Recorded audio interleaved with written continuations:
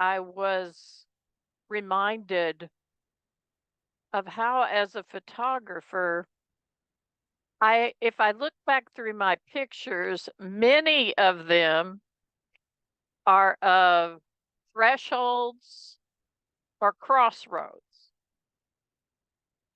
And I wonder if some of you who do photography, if you look back through your pictures, you will also find pictures of doorways and gates and, entrances, porticos, among your photos, because I think those places draw us. They're places of encounter. I mean, you may come around the corner and go through a door and be in a completely different place or see completely different people. If you come to an intersection, you meet cars going in a different direction. And hopefully everybody's paying attention to the lights and signs as that energy merges in that place.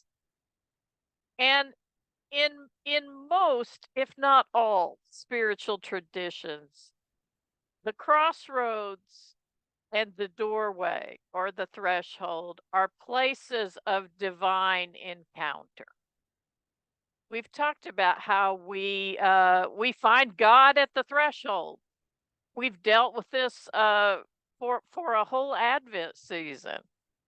We've talked about porticos, we've talked about gates, we've talked about tunnels. And the reason for that is I believe these are powerful metaphorical places where God can be encountered. And so we enter into this place this morning with all kinds of images in these passages about thresholds, doorways, and crossroads.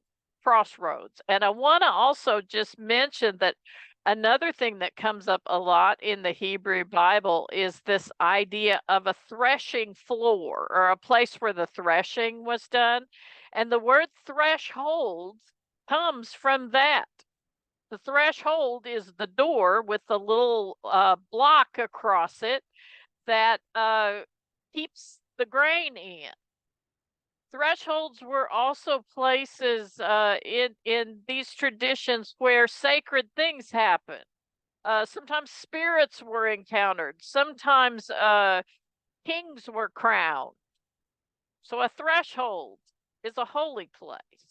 And so I want to set up our conversation, which is going to dip right into that in the first few verses of this scripture. I want to also mention right before I start that I'm drawing on the scholarship this morning of Elizabeth Johnson's book, She Who Is. So I recommend that to you. I also recommend Raphael Patai's book, The Hebrew Goddess. I'm drawing heavily on those this morning. Also, there are others who write about this as well. Reverend Dr. Wilda Gafney is one that I mentioned earlier. This idea of Sophia, or wisdom, in the Hebrew Bible being a description of the divine feminine that has been in many places either edited out or pushed to the back burner. And one of the first things she's going to do here is raise her voice. So I want to join with her this morning and invite you to do the same in raising her voice along with ours as we explore this. Proverbs 8 and 9 are probably the places in the Hebrew Bible where Mother Sophia, wisdom, chokmah, is the most visible. So I invite you to look at those more in depth if you would like. She shows up in other places too. And she's not the only goddess figure or divine feminine figure that shows up in the Hebrew Bible. We may later talk about what was going on with all the Israelite kings who would come along, and one of them would purge the Asherah from the temple, and the next king would put it back, and then somebody else would come along and purge it, and somebody else would come along and put it back. Those stories are in Kings. You all thought the Tudors were the only ones that engaged in this, but actually, in the Hebrew Bible, we have these stories of as the kingship changes, the religious beliefs change with it. And the Asherah or Asherah that they are purging from the temple is connected with the Canaanite goddess Asherah. And Asherah was sort of a consort for Yahweh. Raphael Patai talks in depth about this. And so you have these syncretisms going on in the Hebrew Bible that the later monotheistic redactors really wanted to get as far away from as possible. There are still bits and pieces. And, you know, we've talked about in Bible study how we study heresy to see what the other side was doing. What was deemed heretical by orthodoxy tells us a lot about what the popular culture may have been doing or what was popular. And with this back and forth about these divine feminine symbols, which were probably idols that looked somewhat like trees, they're described as vine-wrapped poles. We have to look at what was being purged or what was being put out to see what was popular. And apparently it was persistent because it kept coming and going, which means it may not have been the priesthood may not have ultimately liked it, but it was popular with the people. Does that sound like anything we know today? I'll leave that to you as we dive in. Does not wisdom, which is chokmah in the Hebrew Bible, which means wisdom, it's a feminine word, does not wisdom call and understanding raise her voice? On the heights beside the way, at the crossroads, she takes her stand. Beside the gates in front of the town, at the entrance of the portals, she cries out. She raises her voice. She cries out. She's been erased in a lot of spots, so let's help her in lifting her voice this morning.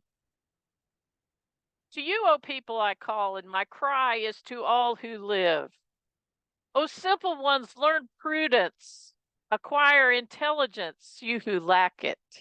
Hear, for I will speak noble things, and from my lips will come what is right. From my mouth will utter truth. Wickedness is an abomination to my lips. You know, if she sounds a little bit like Yahweh here, and she also sounds a little bit like this in other places, in other traditions. The Egyptian god Ma'at, and also the Egyptian goddess Ma'at. Sorry about that, Ma'at. And the Egyptian goddess Isis both do these things where they say, I do this and I do that and I do that, and Yahweh does this as well. And Yahweh also in one of the spots that we've talked about in the burning bush scenario with Moses says, I am. Or and you'll hear Yahweh in other spots saying, I am this, or I do this. And it almost comes off as a resume of things that they do. But this is a common thing among divinities in this part of the world to have these sort of resumes in the scripture. And Mother Sophia has a nice resume here. She says all the words of her mouth are righteous. There's nothing twisted or crooked in them. Do you hear that alignment we've talked about? Nothing twisted, nothing out of alignment. They are all straight to one who understands and right to those who find knowledge. I want you to listen in here for these characteristics of wisdom. We've talked a lot about in engaging Margaret Silf, who's written a book called Wise Choices. We've talked some about what making wise choices looks like, what being wise looks like, and a very important thing for our discernment here at UCH. Take my instruction, she says, instead of silver, and knowledge rather than gold. For wisdom is better than jewels, and all that you may desire cannot compare with her. Listen to the divine feminine is very front and center here. I, wisdom, Sophia. This is translate later. Let me say a word about that. Wisdom is translated chokmah, or it comes from the Hebrew. It is translated chokmah is the word it comes from, and it's translated as wisdom. Later on, when the Hebrew Bible will be translated into Greek in something that's called the Septuagint, this word is Sophia. Sophia also in Jewish Gnosticism and Christian Gnosticism becomes the name for the mother goddess. And this is also true in some of the Jewish Talmudic and Midrashic literature later. And that would take 5 sermons plus to go through. But if you're interested, I would suggest Raphael Patai and his book, The Hebrew Goddess, to you, because he talks quite a bit about this. And it's also important to know that, you know, Sophia doesn't just show up in the Greek. She's this idea of the divine feminine is there in the Hebrew Bible all the way through. Now, a lot of it gets edited out, and a lot of it we have to look carefully for when we look at what the kings are purging and bringing back. But when that happens a lot, we know that she was popular and she was there. She says, I, wisdom, live with prudence, and I attain knowledge and discretion. Do these sound like characteristics of wisdom to you? The fear of the Lord is the hatred of evil. Pride and arrogance in the way of evil and perverted speech I hate. I have good advice and sound wisdom. Sound wisdom. Sound chokmah. Sound wisdom. I have insight. Insight. I have strength. By me, kings reign. Here's the resume stuff. By me, kings reign, and rulers decree what is just. By me, rulers rule, and nobles, all who govern rightly. I love those who love me, and those who seek me diligently find me. Seekers embracing the journey. Do you hear that? Those who seek diligently find me. So then she goes on, riches and honor are with me, enduring wealth and prosperity. My fruit is better than gold. Here's more of the resume, which, you know, to us, it can sound a little arrogant, but she's a goddess, so she gets to say these things. Yahweh says these things all the time, by the way. I walk in the way of righteousness, along the paths of justice, endowing me with wealth, those who love me, and filling their treasuries. Okay, so that's part one. What does this say to us about wisdom? What does it look like? How would it be for us to embody chokmah or wisdom or Mother Sophia in our houses and our work? What crossroads are we at this morning? What crossroads are we standing at this morning where we might need to call her in to help us so we can cultivate wisdom about what way to go? Same for the threshold image as well. We're standing in the doorway or the portico. What do we do next? You know, as Margaret Silf says, which dot do we connect next? She talks about that. That's a threshold experience too. So then, and this is really interesting. I want you to listen carefully to this. We have Mother Sophia present at creation and participating in it. The Lord, this is Yahweh, YHVH is how you see Yahweh in English. This is a very powerful word. In the Hebrew Bible, if you look in a lot of Jewish Bibles, they're just dashes where this word is, Yahweh. And because they think that you shouldn't even write it. And so there are all these things around speaking it and writing it because it's powerful. And so that's who we're talking about here. And Mother Sophia is with Yahweh, the beginning of creation. The Lord created me at the beginning of his work. Is that in Genesis anywhere? I don't think so. The Lord created me at the beginning of his work, the first of their acts long ago. Their acts. Who's they? We've talked about these pronouns and these ideas about God in the plural and how complicated that makes everything. You all have seen my cup. God is the original they, them. I don't have it with me this morning, but here's the goddess that's one of the original they, thems. She says, I am wisdom. I am chokmah. I am Sophia. Ages ago, I was set up at the first, before the beginning of the earth. This is early on, y'all. When there were no depths, I was brought forth, and there were no springs abounding with water. We start with water or the deep or the void in Genesis. It's a little bit different story. If you look toward the Enuma Elish, the Sumerian mythos, you'll find a little bit more of this there. There are some important parallels there. Before the mountains had been shaped, before the hills, I was brought forth. When they had not yet made earth and fields or the world's first bits of soil. There's that they again. Who's the they that's creating? When they established the heavens, I was there. When they drew a circle on the face of the deep, when they made firm the skies above, when they established the fountains of the deep, when they assigned to the sea its limit so that the waters might not transgress his command, when God marked out the foundations of the earth, when I was beside them,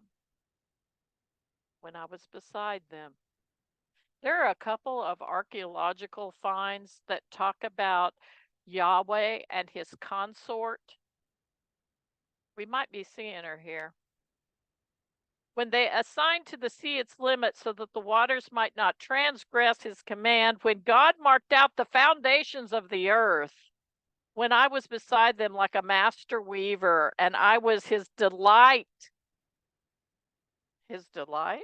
present before him always, sowing joy in his inhabited world and delighting in the human race. And now my children, listen to me. Happy are those who keep my ways, hear instruction, and be wise. Happy is the one who listens to me, watching daily at my gates, waiting beside my doors. For whoever finds me finds life and obtains favor from the Lord. But those who miss me injure themselves, and all who hate me love death. There's a little more of that resume stuff in there. So yeah, I'm guessing this may be the first time that some of you are encountering this. And again, this is one of those things that doesn't show up frequently in the lectionary because it's really it brings up a lot of questions. And what I would leave you with this morning as we sort of enter into our conversation about this is, how do we cultivate this in our lives and in our discernment? What is wisdom? What does it look like? Where do you encounter wisdom in your life? Where are you seeing it right now? Where can you think of in your life where you have encountered wisdom, chokmah, Mother Sophia? And what did that look like? How did you experience that? Where do you see it?